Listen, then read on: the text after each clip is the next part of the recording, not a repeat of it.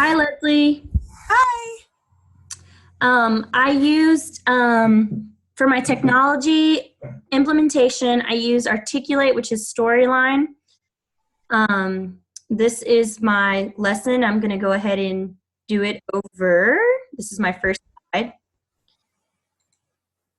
The objective is the student will be able to graph order pairs on the coordinate plane. So it is the same objective as last time. Okay. Okay, let me go ahead and move to the next one. It basically, this part right here is the lesson. So the x-axis and y-axis separate the coordinate plane into 4 regions called the quadrants. This part as well is still the lesson. Ordered pairs are used to locate points on a coordinate plane.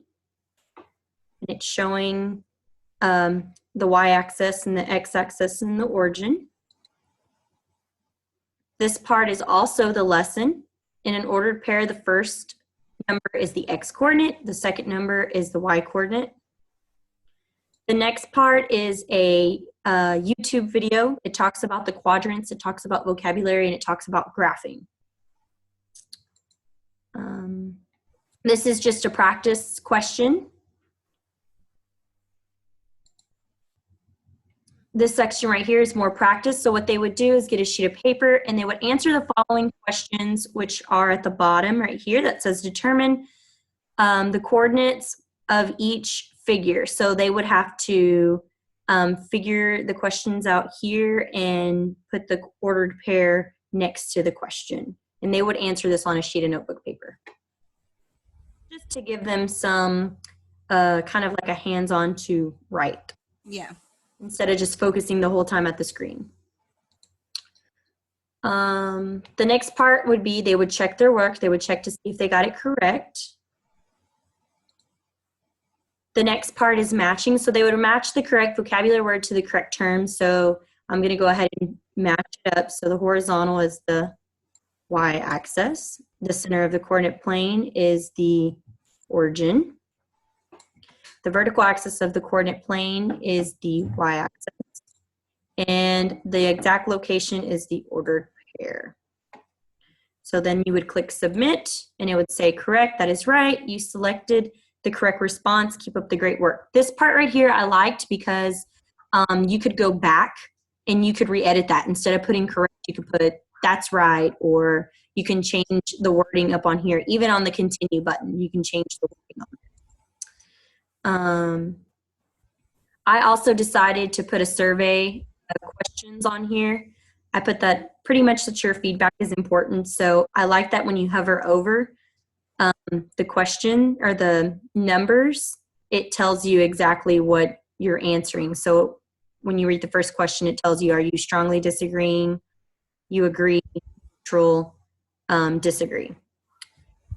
And you hit submit. Oh, it's not going to let me. So I'm just going to go ahead and just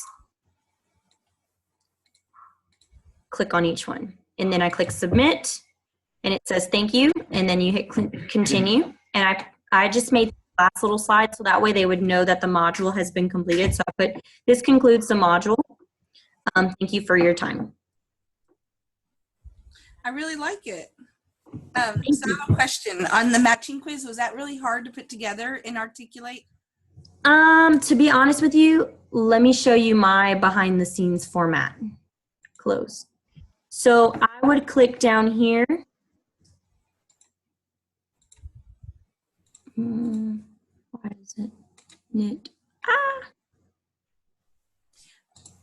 Oh, I see it's under the base, huh? Okay, so it's under view form. So what you would do is you would type in the choice, and then after you type in the choice, then you put the correct answer. So you could put the vocabulary word on the left and put the definition to the right, or you can do like I did, put the definition on the left and then the vocabulary word to the right. It's very easy. You just write in your choice, and then you put that whichever one is going to match to the exact same one, and it generates it for you. So it's not going to be the exact same. Like say for example, it's not going to match it to the same one. It's gonna mix it around. Got it. I really like that. I mean, I tried, like I think I said this already, but I tried doing it, and I just couldn't figure it out. I probably didn't have the patience for it. But No. when the examples I kept seeing made it look really good, and I like your example as well too. Thank you. I think the matching would be more for vocabulary terms. I don't Yeah. know how to put something else in there other than vocabulary. So I think matching goes good with vocabulary terms. So I decided to use vocabulary. I also like the colors that you put a lot of color into yours, and I liked how it looked design wise as well too. So really good job. Thank you. Thank you. Anything else? What did you think? What did you think overall about the program? The program, Yes. I would like to spend more time with it just because it seems like there's so many bits and pieces to it that I didn't get to cover everything. But once I got started working with it, it's pretty easy to do, and the actual output of the lesson looks professional. Like it looks like something a company would use or a school would use. So I really like it. Well, I'll be honest with you. This seemed more user-friendly, and it looked like PowerPoint as opposed to the Adobe. I tried playing with that, and it was not user-friendly. I spent a lot of time on Adobe, and I just did not. It was just not user-friendly. You had to really know what you were doing in Adobe, as opposed to this was user-friendly, and it kind of looked like PowerPoint. So, Yeah. Well, I mean, you made a good choice. well, thank you. Thanks. Bye. Bye.